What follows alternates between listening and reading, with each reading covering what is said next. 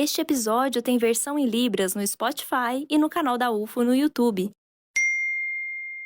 É comum ter uma visão errada de quem é um cientista. Sempre que falamos essa palavra, cientista, vem aquela imagem de um homem branco com mais de 50 anos, bigode, jaleco e dentro de algum laboratório, semelhante à imagem que temos do Einstein. Mas ser cientista vai muito além dessas características. Qualquer pessoa, de qualquer área de estudo, que desenvolve uma pesquisa é um cientista.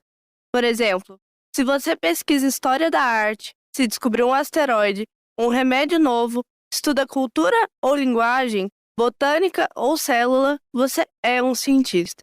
Inclusive, se você fez uma graduação e apresentou o tão temido TCC em formato de pesquisa, você também é um cientista.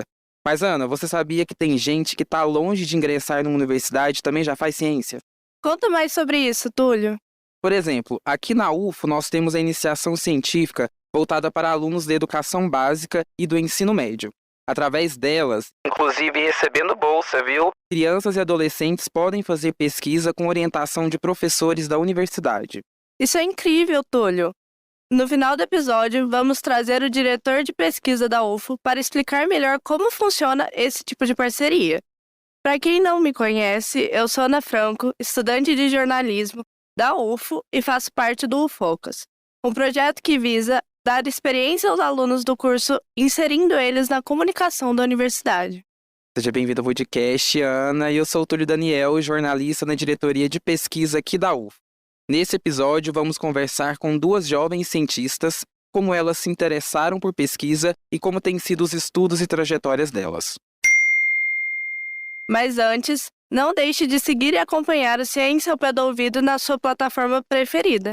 Estamos no Spotify, Apple e Google Podcasts, Breaker e muitas outras. Não tem desculpa. E dá aquela força pra gente nas redes sociais. Estamos no Twitter e TikTok do podcast e nas demais redes sociais oficiais da UFO. Os arrobas você encontra na descrição. E claro, manda áudio pra gente que você pode aparecer aqui nos próximos episódios. Nosso WhatsApp é 99966-2021. Repetindo, 99966-2021. O DDD é 34.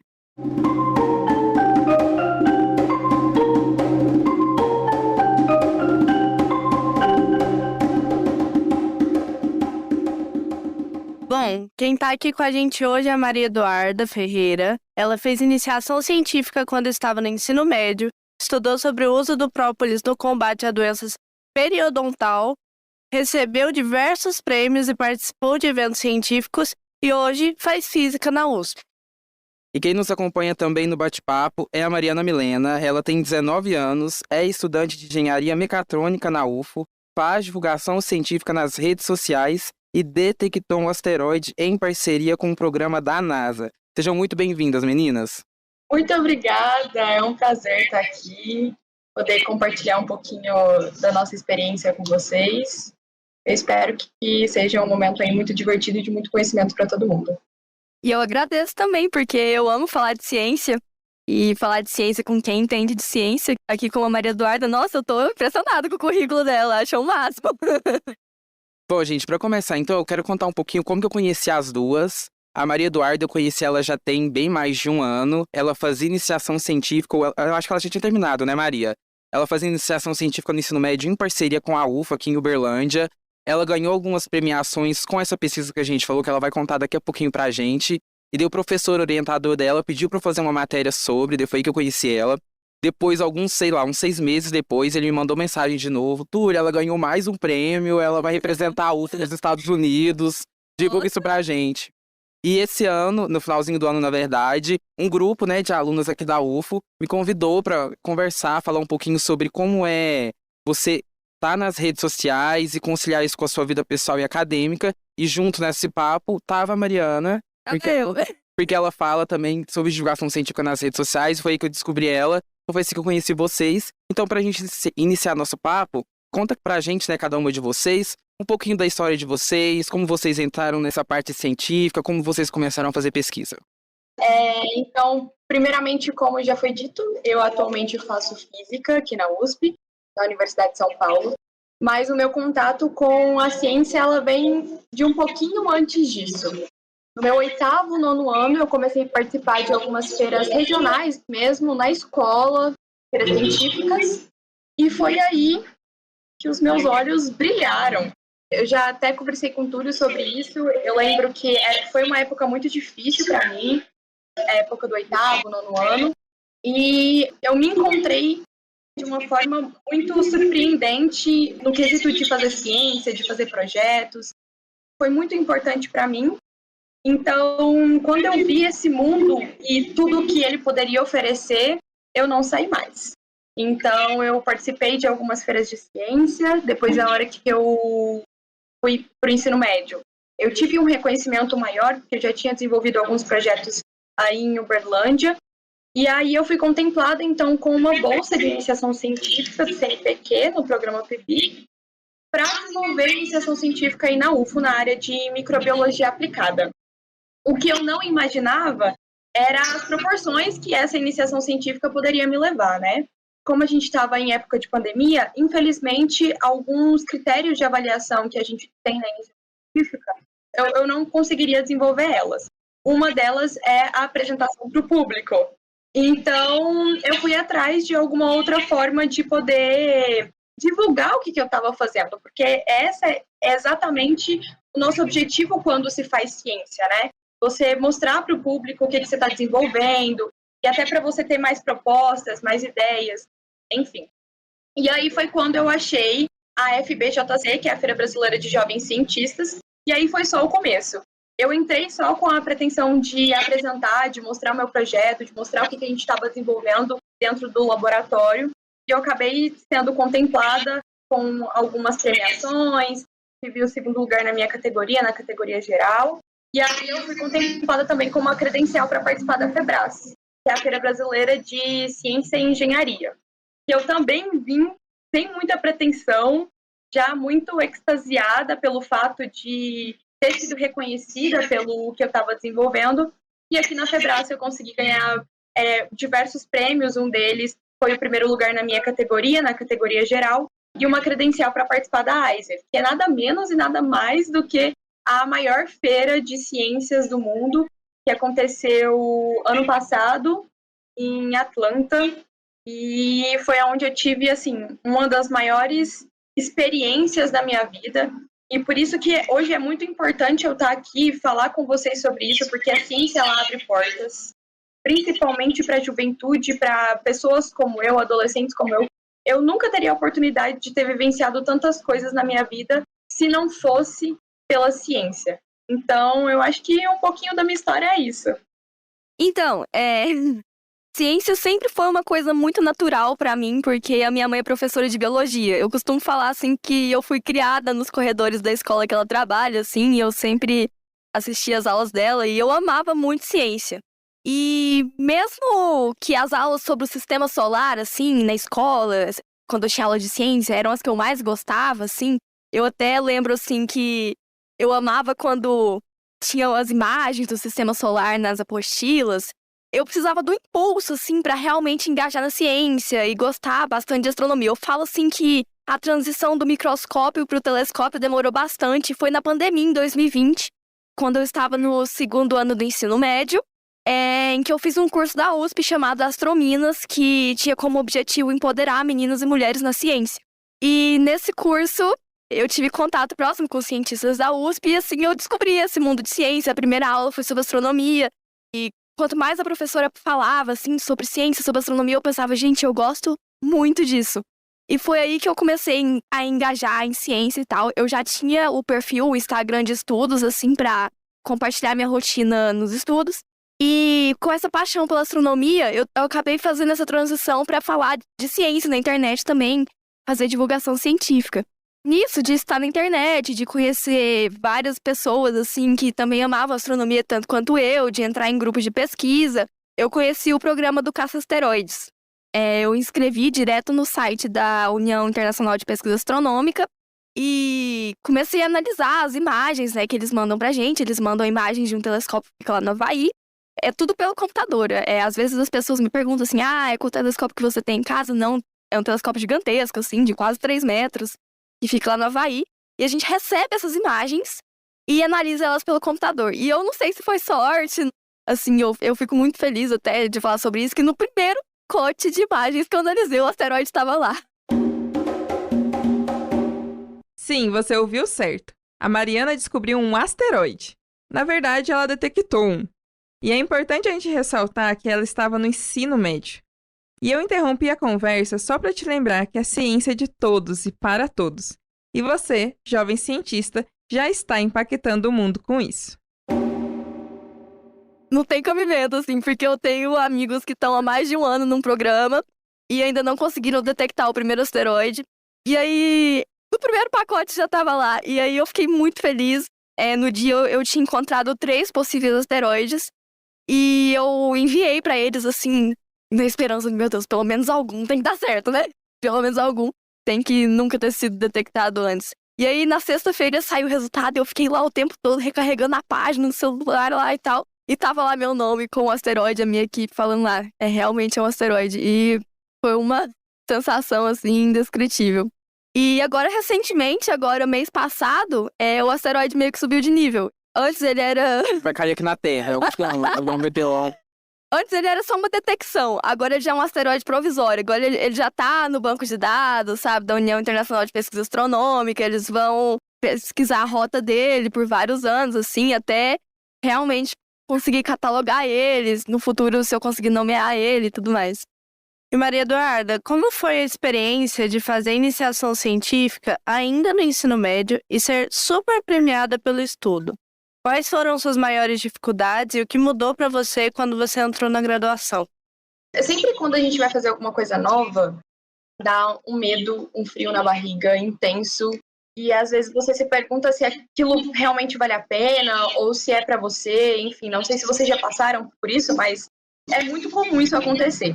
Quando a gente entra no laboratório, principalmente quando você está no ensino médio, e eu era a única estudante do ensino médio no laboratório, todo mundo já estava fazendo pós-doc, estava terminando o doutorado, estava terminando a graduação.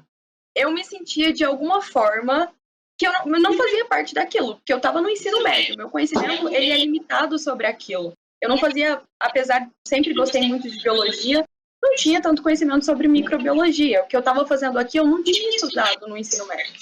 Não sabia repicar a bactéria, a gente não vê isso durante as aulas.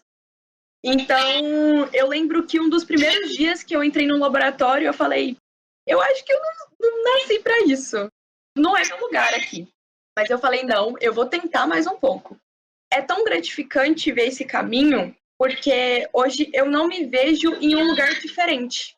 Principalmente com os resultados que a gente tem, depois quando você vai numa feira de ciências, e você vê outros projetos, você vê outras pessoas que falam a mesma coisa sobre, olha, no começo foi muito difícil, eu não sabia por onde começar, o que eu tinha que ler, de fato. Então, essa adaptação, eu acho que é a parte mais difícil. É você tentar se colocar naquela situação ali e sabendo que a gente sabe que desenvolver ciência no Brasil é um desafio gigante. A gente não tem laboratórios com estruturas o suficiente para você desenvolver o seu projeto adequadamente.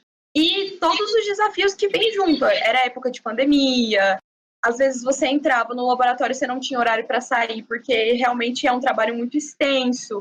Eu mexia com bactérias que tinham facilidade de morrer com a presença de oxigênio, então era sempre uma correria, e o laboratório que eu estava não tinha a máquina que eu precisava ir para outro laboratório.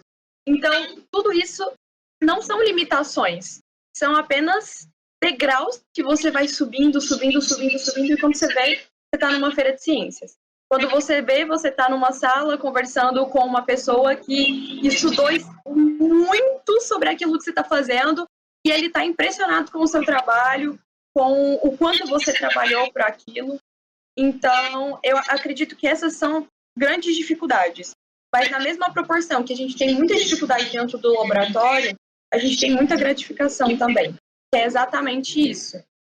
Em relação às mudanças que eu vejo, eu conversei muito com o meu orientador sobre isso, o professor Carlos, que muitas vezes a gente entra na graduação tendo muita dificuldade em coisas que às vezes a gente poderia ter desenvolvido durante o ensino médio. Então, fazer uma apresentação oral, apresentar um projeto, apresentar slide, escrever uma dissertação ou fazer um artigo. Então, eu já tive contato com isso no ensino médio e, por isso, para mim, hoje é mais fácil. Hoje eu consigo ajudar os meus colegas de graduação em relação a isso. Então, esse é um dos diferenciais, por isso que iniciação científica é muito importante no ensino médio, esse contato que a gente tem pré-universitário, né? Maria, só para contextualizar, explica pra gente bem brevemente o que foi a sua pesquisa, né, que você desenvolveu aqui com o pessoal da UFO. Então, a minha pesquisa, como eu disse, é na área de microbiologia aplicada. Eu estudei um composto natural que é proveniente das abelhas, né, que elas colocam secreções salivares no fruto, no pólen, e aí é desenvolvido, então, o que a gente chama de própolis. Eu estudo a própolis verde no combate às bactérias que causam a periodontite humana, que é como se fosse uma infecção que é causada na gengiva, do dente. É muito parecida com a cárie, eu gosto de fazer essa comparação, porque aí a gente consegue entender. Esse própolis é aquele que a gente compra na farmácia quando tá com dor de garganta, Sim. aquele ruim. Uhum. Mas, na verdade, a gente trabalhou com o extrato bruto hidroalcoólico da própolis, que é o extrato real da própolis, a gente faz só uma misturinha para dissolver ele e utiliza. Não é exatamente isso que a gente compra na farmácia, porque o que a gente compra na farmácia já tem toda uma modificação ali, mas essa própolis mesmo. Certinho. E Mari, você já falou um pouquinho pra gente sobre o caça-asteroides, e eu fiquei interessadíssimo, por exemplo, eu quero achar um asteroide, eu quero ser premiado. Como que eu faço pra participar desse programa? Conta um pouquinho depois como foi a parte da premiação, desse reconhecimento. E você falou, né, que pretende nomear ele, eu sei que tem uma história bacana por trás, como que você quer chamar ele, se possível? Sim. Então, é um programa que todo mundo pode participar, todas as idades, você não precisa estar na faculdade, você, desde o ensino fundamental até quem está no doutorado, todo mundo pode participar. É só se inscrever no site da União Internacional de Pesquisa Astronômica, a sigla IASC. Então, se jogar no Google, é o primeiro site que aparece. E tem um treinamento para você aprender a fazer a detecção e tal. Eu, em breve, quero gravar um vídeo no YouTube ensinando como detecta os asteroides, assim, passo a passo, porque é uma coisa que as pessoas me perguntam bastante como faz. E o Ministério da Ciência e Tecnologia também tem um projeto em parceria com o IASC do caça-asteroides, só que as inscrições não estão abertas para a campanha desse ano ainda. Então, me sigam nas redes sociais. Faz um merchan. Tem que fazer um merchan, me sigam nas redes sociais. Quando tiver campanha, eu vou avisar. E é isso. Sobre o nome do asteroide, eu quero batizar ele com o nome da minha mãe, que é Valkyria. Por ela sempre ter me apoiado, por ter sido minha inspiração na ciência, desde criança, desde sempre. Ter sempre me apoiado nessas minhas ideias, assim. E ela merece. Tomara então que o asteroide Valkyria não vire um meteoro, depois um meteorito. Não, ele não vai, não. Ele tá tranquilinho lá entre o Marte e Júpiter. Olha, que interessante. E você sabe, assim, o tamanho dele? Ele é grande? Ainda não, vai demorar um tempo pra gente. É uma coisa, assim, de 6 a 10 anos. É um negócio bem... Até dar nome pra ele demora. E vocês ainda se enxergam fazendo pesquisa? Porque as duas estão em campos muito diferentes. A Maria Eduarda, por exemplo, ela fez uma pesquisa na área da saúde e hoje faz física. E a Mari está relacionada com astronomia, mas ela cursa engenharia. O que vocês esperam para o futuro? Então, eu entrei na engenharia... É porque, na verdade, a paixão por tecnologia, cronologicamente na minha vida, ela chegou antes da paixão por astronomia. Então, quando a astronomia chegou na minha vida, eu pensei, posso juntar as duas coisas, eu posso usar a tecnologia, assim. Eu tenho esse sonho de participar em algum projeto, assim, que use a tecnologia para gerar avanços na ciência. Então, eu sonho muito com o setor aeroespacial, assim, é uma coisa que eu sou completamente apaixonada. Eu pretendo, sim, continuar com esses projetos de ciência cidadã, porque é uma coisa que eu amo muito, que eu acho muito divertida, assim. Principalmente esse fato de qualquer um pode participar. Eu gosto muito de incentivar esse tipo de projeto, até para crianças, assim, para jovens do ensino médio. E quero continuar fazendo esses projetos e futuro... A Deus pertence. A Deus pertence. O futuro a Deus pertence. Bom, no meu caso, eu tive um pequeno surto aí entre as minhas idades de 14 a 16 anos, em que eu queria fazer medicina. Então, eu já entrei no ensino médio com essa cabeça de que eu iria estudar para passar no vestibular e cursar a minha tão sonhada graduação na área médica. Só que aí eu tive essa oportunidade de trabalhar no laboratório, e como eu sempre gostei de desenvolver projeto, de ciência, eu falei, por que não? Vou lá, vou dar o meu melhor, o que eu posso perder, né? É o conhecimento, que eu vou ter conhecimento de todo jeito, então não tem nada a perder quando você quer ter uma experiência nova. E eu me encontrei de uma forma, assim, surreal dentro do laboratório.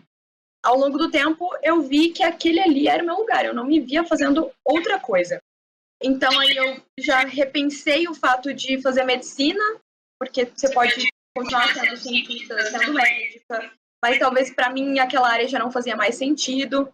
Eu comecei a gostar muito de microbiologia. O professor Carlos tentou me trazer para biomedicina, mas eu ainda um pouco receosa ali de se realmente era uma coisa que eu queria fazer pelo resto da vida. E aí no ensino médio, no segundo ano, eu tive um professor que foi importantíssimo assim na minha formação, que é o professor Neto, e ele me mostrou de fato como a física ela é bela, como a física ela é uma arte com os números, com as letras tudo junto. Tem mais letra que número, né? Chega um ponto que não existem mais números. Exatamente. Esses dias eu tive uma aula de cálculo que um colega meu falou assim, gente, não tem um número na lousa. Não tem. Tem dia que eu entro na sala e eu falo hashtag letras por amor. Enfim, estudando sobre isso, eu vi como a física, ela engloba todas as outras disciplinas. Dentro da física a gente tem a bio, dentro da física a gente tem a química, a gente tem tudo misturado, tudo junto. E isso nunca foi tão importante para mim, porque todas as possibilidades que a física traz pra gente, todas as explicações malucas que a gente tem, e as explicações malucas que a gente ainda não tem, me deixa extremamente perplexa, e é por isso que eu vim atrás de fazer a física, entende?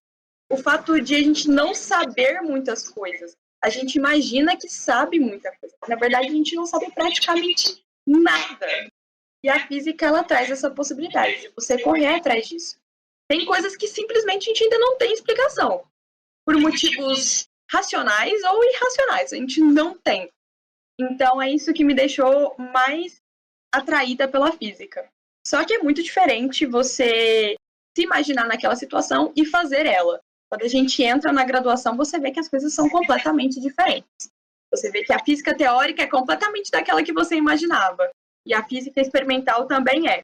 Então, você ainda tem aquele processo de experimentar tudo, ver o que você quer, mas é realmente uma área impressionante. E eu não espero deixar de lado a bio, a micro. Eu quero, quem sabe, aí no futuro casar os dois. A física e a biologia. Vem aí um mestrado em uma linha boa. Se Deus quiser. No começo da sua fala mais cedo, Maria, você falou sobre as dificuldades de fazer ciência no Brasil. Pra gente já encerrando aqui, queria saber de vocês duas, quais são os principais desafios de ser um jovem cientista hoje, e principalmente, assim, vocês duas por serem mulheres, né, que a gente sabe que já é uma dificuldade a mais.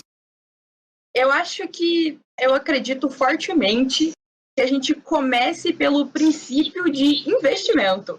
Nós temos pouquíssimo investimento na educação.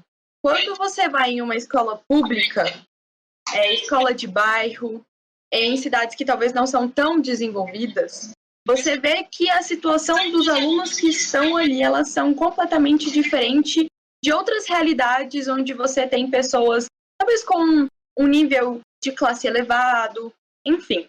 As pessoas que estão ali, elas querem sobreviver. Tem família para cuidar, tem adolescente que trabalha, tem adolescente que tem filho. Então, qual é o objetivo dessas pessoas? Não é fazer ciência. Não é querer ter uma perspectiva. Você precisa sobreviver, você precisa ajudar a sua família. E isso traz o quê? O resultado de deixar de lado o que você quer fazer. Quais são as suas vontades. Então, a maioria das vezes, uma coisa que eu percebi muito é que tinha aluno que se dava muito mal em física. Mas você tinha uma feira de ciências na escola e ele conseguia fazer um trabalho, assim, surpreendente, casando arte, casando, sei lá, história, muito bom naquilo. Então, muitas vezes a gente é obrigado a ser bom em coisas que nós não somos. E aí, o que você pensa? Olha, eu não gosto de escola, não gosto de ciência, física não é para mim. Mas como é que foi te ensinado física? Quais são os seus objetivos hoje? Então, muito o que falta é investimento, é oportunidade. A oportunidade dos jovens, eles poderem viver o ensino médio, poderem viver a educação de qualidade. E aí, uma coisa que entra, Arthur, foi uma das coisas que você falou, que é principalmente para a gente mulher.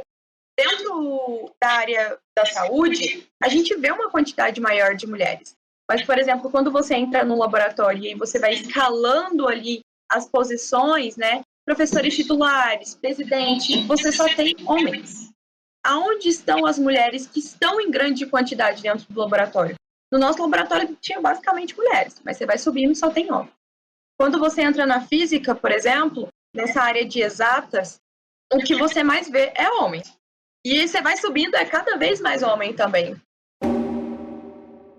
Alguns dados para você sobre esse tópico. De acordo com a Organização das Nações Unidas para a Educação, a Ciência e a Cultura, a Unesco, apesar de representarem 44% da força de trabalho do Brasil, apenas 3 de cada 10 ocupações em ciência, tecnologia, engenharia e matemática contam com mulheres. No mundo, as pesquisadoras representam 28% do total de cientistas. Outro estudo divulgado em 2022, intitulado Androcentrismo no Campo Científico, Sistemas Brasileiros de Pós-Graduação, Ciência e Tecnologia como Estudo de Caso, apontou que 58% dos bolsistas da Coordenação de Aperfeiçoamento de Pessoal de Nível Superior são mulheres.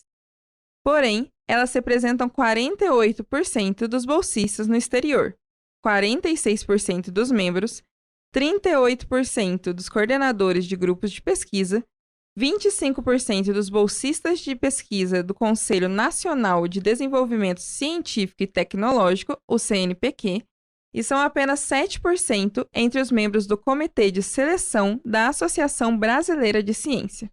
Ou seja, apesar do número expressivo que apresentei no início, no final, a representatividade feminina ainda é pequena. Então, apesar de você perceber que existe uma mudança gradativa, às vezes muito devagar, ela existe, ela está mudando, mas ainda é muito difícil para a gente.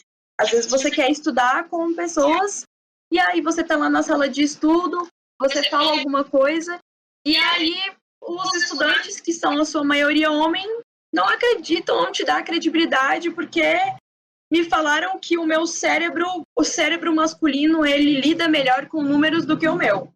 Então, é um desafio muito grande. Esse meio acadêmico, ele é muito cruel com as mulheres. Isso faz muitas pessoas desistirem, muitas pessoas saírem da graduação. Eu tive uma aula de mecânica esses dias que, numa sala com 40 alunos, tinham 3 meninas, eu e mais 2. Então, a gente vê aí que tem alguma coisa que precisa ser mudada, né? Então, é mais ou menos isso. Eu gosto bastante de falar sobre isso das mulheres na ciência, porque eu engajei na ciência por meio de um projeto assim. Então, eu acho que realmente falta muito esse incentivo. Eu acho que essa questão das mulheres na ciência tinha que ser uma coisa trazida desde o ensino fundamental, desde a escola, porque se você perguntar para um aluno do ensino médio, assim, me diga 5 nomes de cientistas homens e 5 nomes de cientistas mulheres, eu tenho certeza que ele vai ter muito mais facilidade para falar os 5 nomes de cientistas homens. Muita gente não sabe que o primeiro programa de computador foi criado por uma mulher. Muita gente não sabe que a primeira pessoa a ganhar 2 prêmios Nobel foi uma mulher. Então, eu tento mudar isso com o pouquíssimo, assim, que eu tenho ao meu alcance, assim, fazendo essa divulgação nas redes sociais. Eu tenho até uma série de posts, assim, que você conhece essas cientistas? E é especificamente sobre mulheres cientistas. E é uma coisa que precisa mudar urgentemente, assim, né? Não só na ciência, como na engenharia, na matemática, na tecnologia, na programação. Na minha turma, por exemplo, entrou só eu e mais uma na engenharia mecatrônica. Então, são várias e várias as aulas que é uma turma inteira de homens e é só eu lá, sabe? Então, é uma coisa, assim, que precisa ser trabalhada para mudar. Falta, sim, esse incentivo. Falta quebrar esse estereótipo que ciência é uma coisa, assim, masculina, sabe? Com aquele estereótipo de desenho animado, do cientista. Falta quebrar isso. Eu acho que é uma coisa que tem que vir desde cedo, assim, desde a escola. É isso, meninas. Muito obrigado pela conversa de hoje. É isso, gente. Muito obrigado. Sempre um prazer conversar com vocês duas. Vocês têm muita propriedade no que falam. Então, vou chamar vocês mais vezes pra tudo que eu achar que eu devo colocar vocês, porque Eu vocês topo. são ótimas. Pode chamar que eu vou. A Mari falou, né, que ela faz divulgação científica. Fala pro público quais são os seus endereços, seus arroba. É @MariMilena Studies. Se jogar Mariana Milena no Instagram, você me acha, porque não existem muitas Marianas Milenas. Mas é @MariMilena Studies. Eu falo de todas essas coisas que eu amo lá, tanto da engenharia, quanto da ciência, quanto de asteroide. Então, coloco toda a minha rotina lá. Então, bora ficar mais próximo por lá. O meu também, arroba? Ué, pode divulgar seu arroba, dá seu tchauzinho pra gente. Queria agradecer, Túlio, por mais essa oportunidade. É sempre muito bom conversar com vocês sobre isso. Ciência é uma paixão para mim. Sempre que eu tiver a oportunidade, eu já disse de vir conversar com vocês sobre isso. Pode me chamar, é sempre um prazer. Eu espero que a gente consiga impactar mais jovens, mais pessoas para entrarem. Não é fácil, mas é possível. Sendo possível, a gente sempre faz. Meninas, muito obrigado. Antes de encerrarmos nosso episódio, o Murilo Vieira, diretor de pesquisa da UFO, explica melhor como funciona a iniciação científica na educação básica e no ensino médio. Escuta só. A iniciação científica, ela geralmente é associada a alunos de graduação, mas é importante a gente chamar a atenção que desde o ensino básico e ensino médio já se tem a possibilidade de se realizar iniciação científica.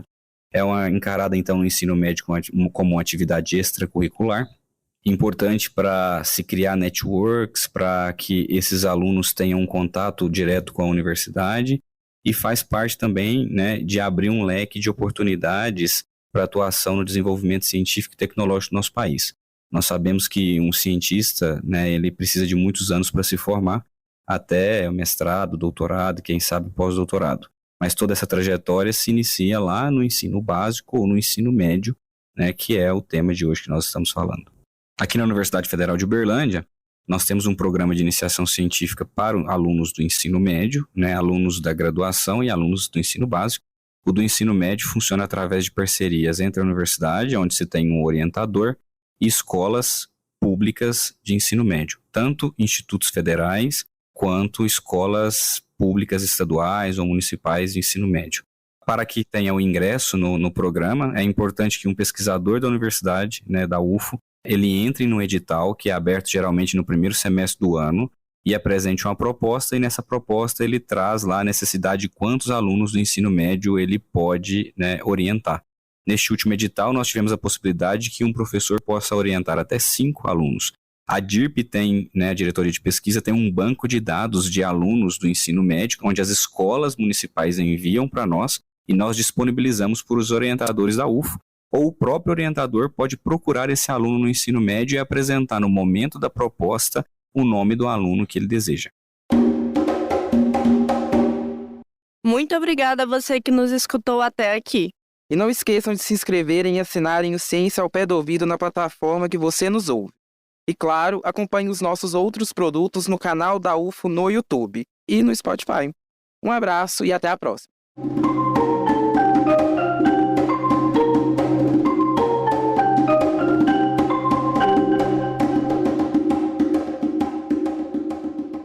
O Ciência ao Pé do Ouvido é o podcast da Divisão de Divulgação Científica da DIRCO, a Diretoria de Comunicação Social da Universidade Federal de Uberlândia.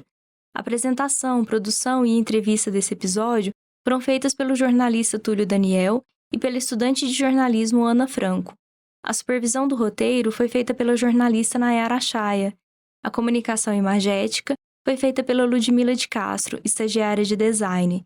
A divulgação nas mídias sociais está com o Túlio Daniel, que também é editor de ciência das redes sociais da UFO. A principal transição sonora é a composição do percussionista Eduardo Fraga Túlio, que é pesquisador e professor de música aqui na UFO.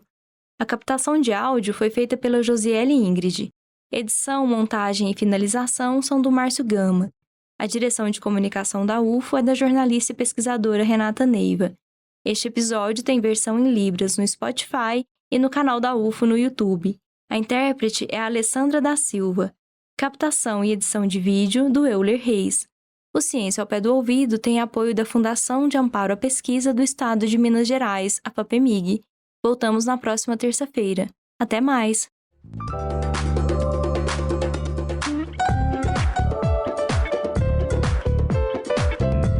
Ciência